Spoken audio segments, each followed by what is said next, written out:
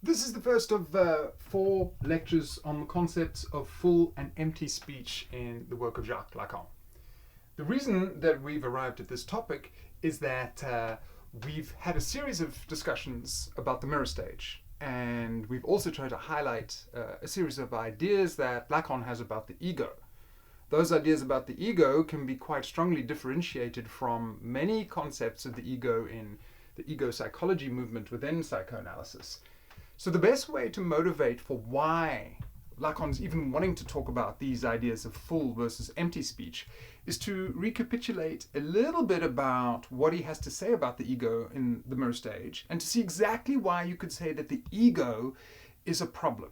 The ego and the ego to ego relationship, you could say, is a problem for clinical work. It's not an ideal model for how one should conduct clinical work. And in fact, the theory of full speech is in many ways Lacan's attempt to get beyond some of these problems. So if we could say that the ego is indeed a problem, in what ways is it a problem for clinical work? And what exactly are the challenges that Lacan's hoping to surmount via an attention to full speech? Well, to begin with, we've seen that the ego is, in Lacan's phrase, articulated or directed in a fictitious direction. The idea here, to reiterate, is that the ego is a mirage-making machine. It's an attempt to gain a pretend sense of substantiality. And inasmuch as it does that, inasmuch as it seeks for and grasps for coherence, solidity, that gestalt form that gives it a kind of formation of wholeness, inasmuch as it does that, it's often more eager to grab onto any idealizing image, any image that'll give it that cohesion, even if that image isn't actually the one that is most, as it were, viable or representative of the diversity of experiences that ego is experiencing. So one of our first issues then is that the ego is idealizing. It gravitates towards ideal images.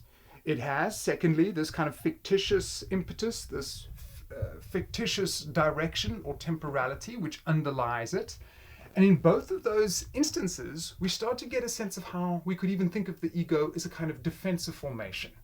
The ego is a kind of force field, a force field that holds tight and clings to and highly values those idealizing images of itself, and that has that kind of ping back, ejection, defensiveness towards any kinds of images that would disturb the idealizing images that it maintains of itself.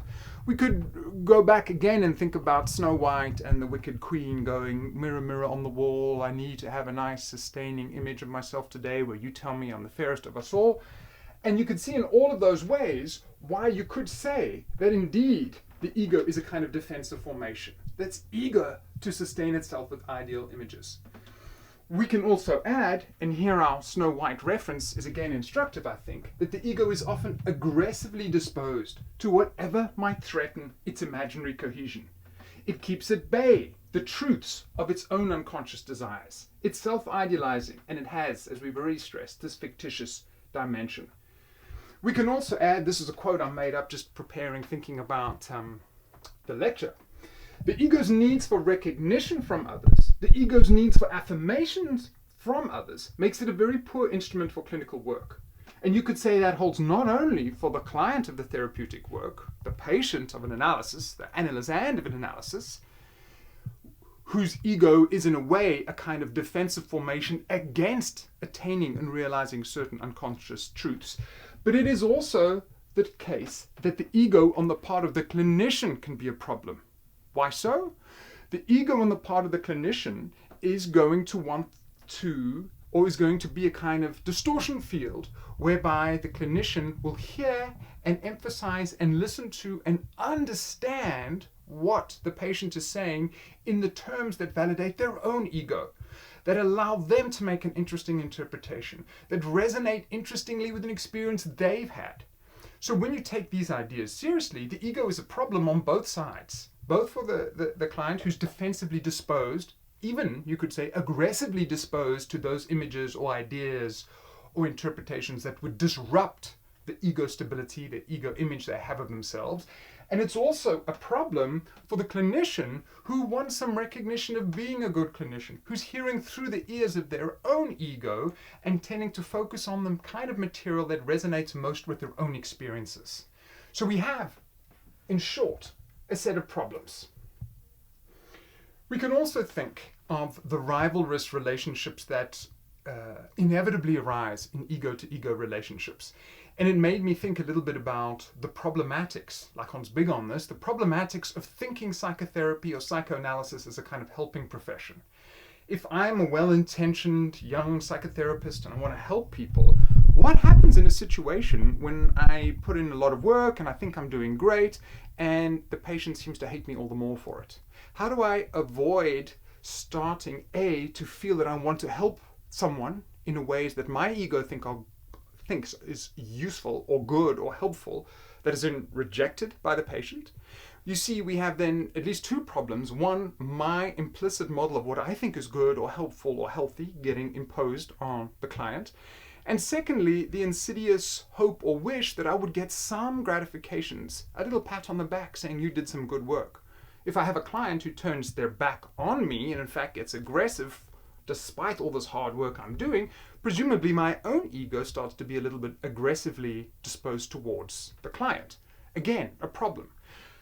So the challenge then, if we're very aware of the dangers of what an ego-to-ego relationship may result in, particularly for clinical work, and if we're seeing that egos as a basis of identity are disposed to not hearing certain disruptive truths or possibilities of their own unconscious desire, what are we going to do?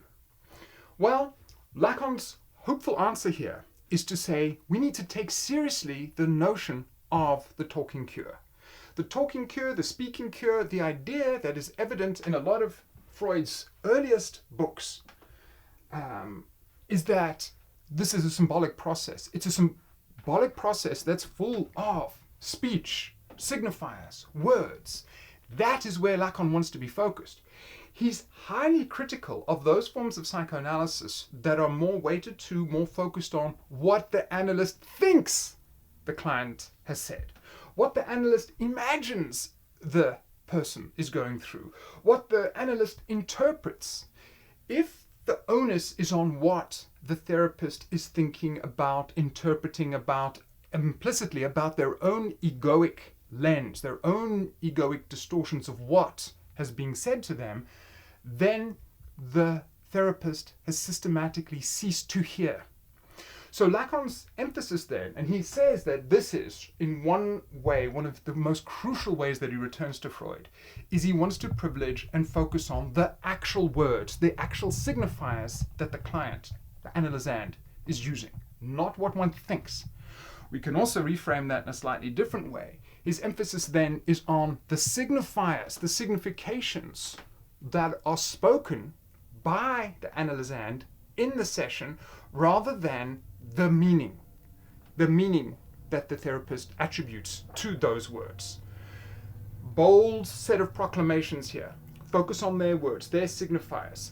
And Bruce Fink has done a very nice job in a chapter where he does a reading of Lacan's famous paper called The Agency of the Letter, or in Fink's translation, The Instance of the Letter. And he draws our attention to all the different ways that one can intervene at the level of the signifier as opposed to at the level of meaning. When we talk about meaning, presumably it's always minimally the therapist's interpretation or meaning that they give to the words that the analysand is speaking. Now, you may justifiably argue, surely that's always going to be somehow a bit of a problem. Yes, I suppose we could say that it might be. But if one is focused on intervening at the signifiers themselves, the words, the meanings, the idioms, the words they speak, why did someone use a mixed metaphor here? There's it's not famous actually, but there's an example in a Martin Amis novel where there's the female protagonist is telling her friends, oh, someone's coming around tonight. Remember that guy, Martin? He's a bit of a grease boat. And it's kind of a nice example. If one were a Lacanian analyst and someone said grease boat, it would be interesting just to pose back to them, grease boat? In other words, call attention to the fact that they've used a rather unusual conjunction here. What are the implications of that? So it's not necessary to throw out your own ego-inspired interpretation as a clinician, but to work with the signifiers that the person is giving to you or giving out within that session. Now, in subsequent lectures, we'll focus a lot more on that. But I just wanted to stress that and in a way, it's almost as if Lacan says you can't stress this point strongly enough, because so many clinicians are going to fall back into wanting to offer their interpretations, their meanings, their understandings, their empathic engagement with how what the person says resonates with their own experiences. And again, maybe it's impossible ever to fully avoid that. Presumably it would be a mistake to try and fully avoid it, but you could say that there's something more precise, more focused, more that takes one closer to the words, what the patient is saying, and their unconscious material by focusing precisely on their words rather than what one thinks that one means. And just to add one more point there, for Lacan, that's how you access the unconscious. Not by attributes of the affect of the person, not by what you think about their body language and how they're reacting to your words or how they're sitting in the chair. In the history of psychoanalysis, people have tried to do that. Lacan says each of those involves too much of an interpretive leap. They involve too much of the ego interpretations of the analyst. He wants us to be trained on how to listen to the signifiers, the words, the metaphors, all the rhetorical devices that flow through the speech of the person. Having said that then, we are making a couple of points. We're saying that, in a way, the Lacanian impetus, particularly in the 1950s, is a move away from meaning to signifiers themselves. And it's also a close attention to speech. How could we listen better? How could we listen as clinicians in a way that brings forward the actual speech, utterances, enunciations, actions, signifiers that the person is saying? That's a point never tires of repeating. Now, we will develop that in subsequent lectures. But we just now need to do one point of emphasis, and that's to say, we get it. It's about speech. It's about signifiers. But, Dr. Lacan, we have a problem. You want to valorize speech and the symbolic utterances that come out because that's the direct hotline, you think, to how we might access the unconscious. Great, we got it. We're thinking about it. We're working on it. But you have a problem, Dr. Lacan. And I think you're aware of it. You could say that an awful lot of speech is actually not particularly helpful. If you want to stress and emphasize the prioritization of speech in sessions, great. But we all, in many different languages, have words that try to explain this experience when someone talks at us rather than to us, when someone prattles on, when someone is gassing on, to use another kind of British phrase. The idea that someone's got verbal diarrhea.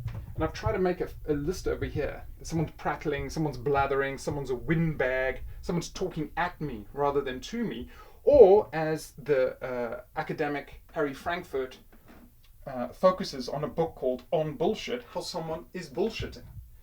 In other words, there's many vernacular ways of referring to this process whereby the speech that is being directed at me is, in a sense, empty speech.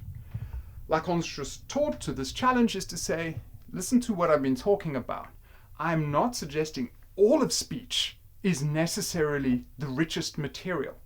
Although, presumably, it's about therapy, it's about speech, so we need all of that as well. But maybe the question here is, and remember we spoke about the mirror stage as a mode, a paradigm of imaginary relationships. And we've also wanted to try and hint that for Lacan there's something about the symbolic domain of language, symbolization, rules that is far more promising, he thinks, for analytical work. So the next point in the argument is to say, yes, we need speech, but there's going to be an awful lot of empty speech, or put differently, empty speech is imaginary speech, speech within the imaginary. And what we want to try and get to is the more disruptive potential of a type of speech which doesn't simply substantiate and reaffirm the ego, but that might destabilize that ego, that might shift it, that might open up some truths that ego is, as it were, defensively constituted in order to avoid confronting. What is the speech going to be called? He's going to try to use Martin Heidegger's work, amongst other resources, to conceptualize something that he'll call full speech.